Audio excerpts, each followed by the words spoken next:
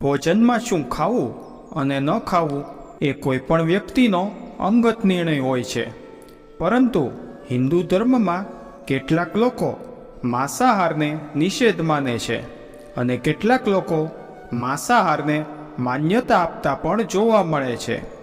આજે આપણને ઘણી જગ્યાએ જોવા મળે છે કે માંસાહાર કરવાવાળા લોકો શાકાહારી લોકોને ઘાસફૂસ ખાવાવાળા ગણે છે અને શાકાહારી લોકો માંસાહાર કરવાવાળા લોકોને જાનવરો પર અત્યાચાર કરવાવાળા માને છે. પણ મિત્રો, કોઈ પણ વાતને આંખ બંધ કરીને માની લેવી ન જોઈએ. એટલા માટે આવો જાણીએ કે હિન્દુ ધર્મગ્રંથોમાં માંસાહાર અને શાકાહારમાં કયું ભોજન ઉત્તમ માનવામાં આવ્યું છે. નમસ્કાર મિત્રો, સ્વાગત છે તમારું મોટિવેશન ટોક એન્ડ સ્ટોરી ચેનલમાં. મિત્રો, આ વિડીયોને અંત સુધી જરૂર જોજો અને કોમેન્ટ બોક્સમાં જય શ્રી કૃષ્ણ જરૂરથી લખજો. આપણા હિન્દુ ધર્મમાં માંસ ખાવાની મનાઈ છે કે નહીં, તે બાબતમાં ઘણા લોકોના મનમાં ભ્રમ હોય છે. એનું કારણ ઘણા લોકોના મનમાં વેદો વિશેની શંકા છે અને વેદો પ્રમાણે તે માને છે કે વેદોમાં પશુ બલિ અને માંસાહાર વગેરેનું વિધાન છે.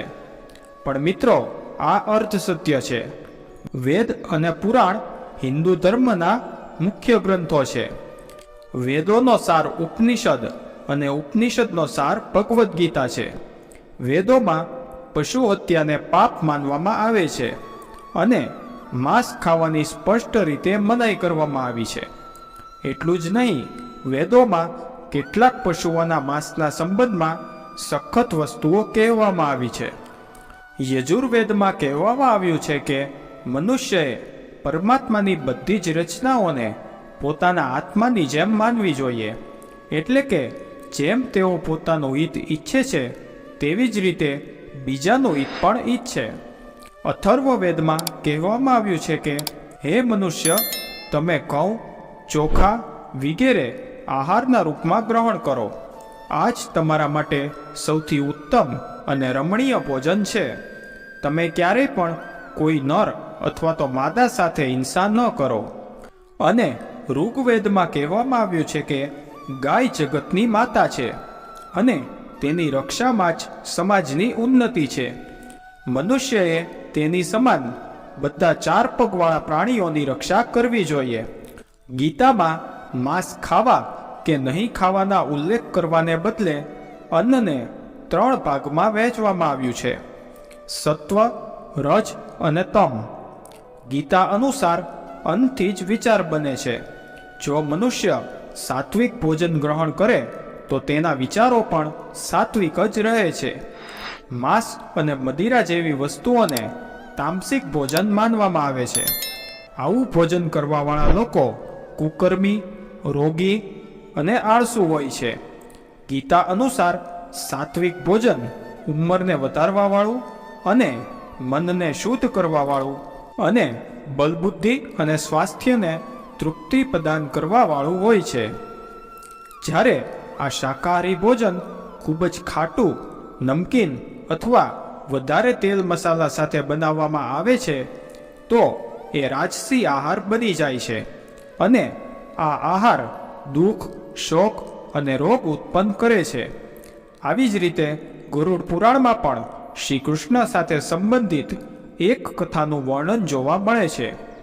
ગરુડ પુરાણની આ કથા અનુસાર બાળપણમાં એક દિવસ શ્રી કૃષ્ણ યમુના કિનારે એક વૃક્ષ નીચે બેસીને વાંસળી વગાડી રહ્યા હતા.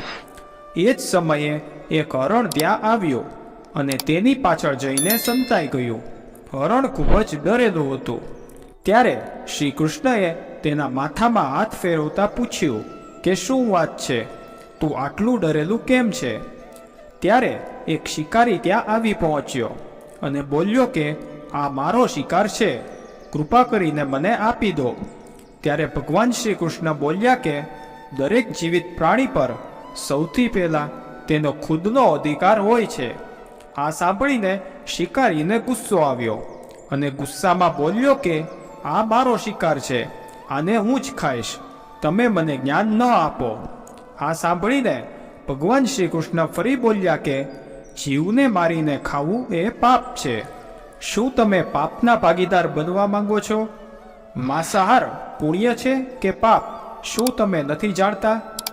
ત્યારે એ શિકારી બોલ્યો, હું તમારા જેવો જ્ઞાની નથી. મને શું ખબર કે માંસાહાર પુણ્ય છે કે પાપ? હું તો ખાલી આટલું જ જાણું છું કે જો મેં શિકાર ન કર્યો તો મને ખાવાનું નહીં મળે. હું આ હરણને જીવબંધનમાંથી મુક્ત કરીને પુણ્ય જ કમાઉં છું. તમે શું કામ મને આ પુણ્ય કરવાથી રોકી રહ્યા છો? જ્યાં સુધી મેં સાંભળ્યું છે ત્યાં સુધી જીવ હત્યાને તો શાસ્ત્રોમાં પણ ઉચિત માનવામાં આવે છે. રાજા પણ શિકાર કરે છે. તો શું આ પાપ મારા જેવા ગરીબ માટે જ છે? શિકારીએ શ્રી કૃષ્ણને પૂછ્યું કે તમે જ કહો કે માંસાહાર પુણ્ય છે કે પાપ?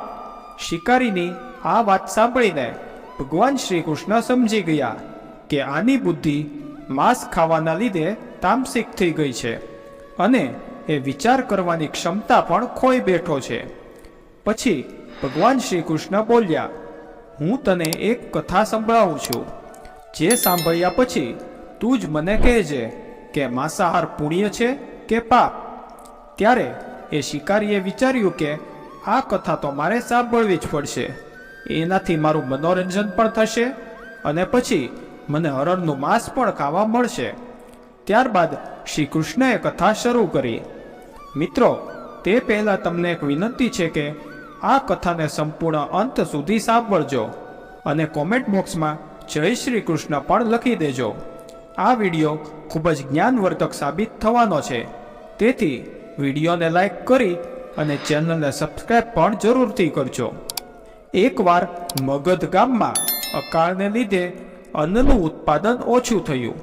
મગધના રાજાને ચિંતા થવા લાગી કે આ સમસ્યાનું જલ્દી જ કોઈ નિવારણ કરવામાં ન આવ્યું તો સંરક્ષિત અનાજનો ભંડાર પણ પૂરો થઈ જશે અને તે પછી સંકટ પણ વધારે થશે. આ સમસ્યાને દૂર કરવા માટે મગધના રાજાએ તરત જ રાજસભામાં તેના બધા જ મંત્રીઓ અને સલાહકારોને બોલાવ્યા અને બધાને પૂછ્યું કે રાજ્યની આ ખાદ્ય સમસ્યાને દૂર કરવા માટે સૌથી સસ્તી વસ્તુ કઈ છે? આ સાંભળીને બધા જ મંત્રી વિચાર કરવા લાગ્યા. ચોખા, ઘઉં વગેરે પદાર્થોને ઉગાડવા માટે બહુ જ શ્રમ કરવો પડે છે અને સમય પણ ખૂબ જ વધારે લાગે છે. આવામાં તો કંઈ જ સસ્તું નથી. ત્યારે શિકારનો શોખ રાખવાવાળા એક મંત્રીએ મહારાજને કહ્યું કે મહારાજ, મારા મતે સૌથી સસ્તું ખાદ્ય પદાર્થ માંસ છે. આના માટે ધન ખર્ચ કરવાની પણ જરૂર નથી અને પૌષ્ટિક ભોજન પણ મળે છે. આ સાંભળીને બધા મંત્રીઓએ સમર્થન આપ્યું, પરંતુ મગધના પ્રધાનમંત્રી એક જ ચૂપ હતા. આ જોઈને રાજાએ પ્રધાનમંત્રીને પૂછ્યું કે તમે કેમ ચૂપ છો? તમારો શું મત છે? તમે કહો. ત્યારે તે પ્રધાનમંત્રીએ કહ્યું કે હું તે વાતને નથી માનતો કે માંસ સૌથી સસ્તો પદાર્થ છે અને આ વિષય પર હું મારો વિચાર કાલે તમારી સમક્ષ રાખીશ. પ્રધાનમંત્રી તે રાત્રે માંસાહારનો પ્રસ્તાવ રાખવાવાળા તે મંત્રીના ઘરે ગયા જેણે આ પ્રસ્તાવ આપ્યો હતો. તે મંત્રીએ આટલી મોડી રાત્રે પ્રધાનમંત્રીને ઘરે જોયા તો તે ડરી ગયો. પ્રધાનમંત્રીએ કહ્યું કે સાંજે મહારાજ બીમાર પડી ગયા અને તેમની હાલત ખૂબ જ ખરાબ છે. રાજવૈદ્યે કહ્યું છે કે કોઈ શક્તિશાળી શરીરનું 2 તોલા માંસ મળી જાય તો રાજાના પ્રાણ બચાવી શકાય છે. તમે મહારાજની સૌથી નજીક છો, એટલે તમે જે કિંમત લેવા માંગો છો તે લઈ લો. જો તમે આ કામ કરો તો તેના માટે હું તમને 1 લાખ સુવર્ણ મુદ્રા પણ આપી શકું છું અને આની સાથે એક મહેલ પણ આપીશ. તમે માત્ર હા પાડો. હું તલવારથી તમારા હૃદયને ચીરીને માત્ર 2 તોલા માંસ કાઢીશ. આ સાંભળીને તો તે મંત્રીના ચહેરાનો રંગ ફીકો પડી ગયો. તે વિચારવા લાગ્યા કે જો જીવન જ નહીં રહે તો લાખો સુવર્ણ મુદ્રાઓનું હું શું કરીશ અને મહેલ પણ શું કામ આવશે. તે જલ્દી જ અંદર ગયા અને તિજોરીમાંથી 1,00,000 સુવર્ણ મુદ્રા લઈને આવ્યા અને તે સુવર્ણ મુદ્રાઓ પ્રધાનમંત્રીને આપીને તેના પગ પકડી લીધા અને બોલ્યા કે, હે મહાશય, હું તમારી 1,00,000 સુવર્ણ મુદ્રાઓમાં મારી 1,00,000 સુવર્ણ મુદ્રા ઉમેરી દઉં છું. આ પૈસાથી તમે કોઈ બીજાના હૃદયનું માંસ ખરીદી લ્યો, પરંતુ મને જવા દો. મારી તમને વિનંતી છે કે આ વાત કોઈને ખબર નહીં પડે. ત્યાર પછી પ્રધાનમંત્રીએ કહ્યું કે, મંત્રીજી, તમે શરીરથી બળવાન છો, તમારી કદકાઠી પણ મહારાજથી મળી આવે છે, એટલા માટે રાજવૈદ્ય ખાસ કરીને તમારું નામ લીધું છે. તમારા આ દાનથી આપણા રાજાની જિંદગી બચી શકે છે. જો તમે માની જાઓ તો હું મારું પ્રધાનમંત્રીનું પદ પણ તમને દેવા માટે તૈયાર છું અને હું જિંદગીભર તમારો ગુલામ બનીને રહીશ. આ સાંભળીને મંત્રી ફસાઈ ગયો અને તેણે ચપ્પલ અને અંગવસ્ત્રો પહેરી લીધા અને પ્રધાનમંત્રીએ કહ્યું કે, હું આના માટે યોગ્ય નથી. જો પ્રાણ જ નહીં રહે તો હું પ્રધાનમંત્રીનું પદ કે રાજાનું સિંહાસન પણ મળી જાય તો હું તેનું શું કરીશ? તમે ઈચ્છો તો મારું બધું જ લઈ લો, પરંતુ મને છોડી દો. આટલું કહીને તે પોતાના ઘોડાની તરફ ભાગ્યો અને ઘોડા ઉપર છલાંગ લગાવીને બેસી ગયો. તે ભાગવાની તૈયારીમાં જ હતો કે પ્રધાનમંત્રીએ ઘોડાની દોરી પકડી અને મંત્રીને કહ્યું કે, ભાગવાની જરૂર નથી, તમે આરામથી તમારા ઘરે રહો, હું ક્યાંક બીજે જઈને પ્રયાસ કરું છું. આટલું કહીને પ્રધાનમંત્રી ત્યાંથી ચાલ્યા ગયા. ત્યાર પછી મુદ્રાઓને લઈને પ્રધાનમંત્રી વારાફરતી બધા જ મંત્રીઓના ઘરે ગયા અને બધા પાસે રાજાના હૃદય માટે 2 તોલા માંસ માંગ્યું, પરંતુ કોઈ પણ માંસ આપવા રાજી ન થયું.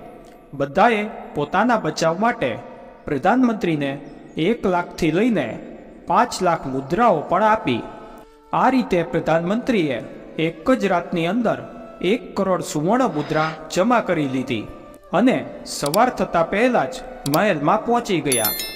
બીજી સવારે બધા જ મંત્રીઓ સમય પહેલાં જ પહોંચી ગયા.